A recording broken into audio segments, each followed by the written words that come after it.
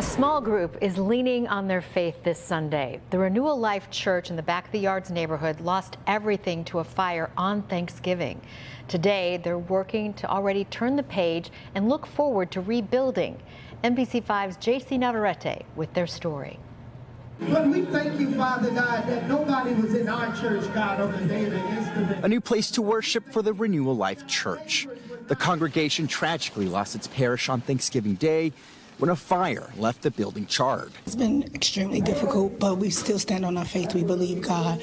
And when we say we lost everything, we've lost everything. Everything this church had built over the last 15 years, gone in an instant. It hit home when Jackson saw the flames in person. When I got there, the roof was in the process of collapsing, and I said, oh, that's everything. Like, I knew at that moment there was no putting the fire out, going in and trying to recover anything. I knew we had lost everything. The church in the Back of the Yards neighborhood may be gone, but not this community's resolve.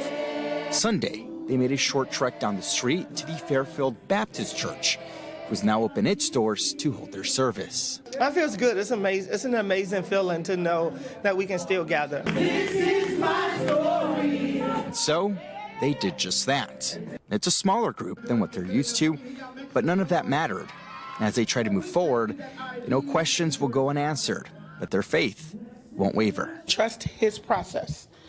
Hopefully that they understand that God has plans bigger than what we think, and he set it in motion, and we just got to follow the path. The pastor tells me they plan on rebuilding the church. They just don't know where yet. Today, he tells me his message is simple for all at home, just to pray for them. JC Navarrete, NBC5 News.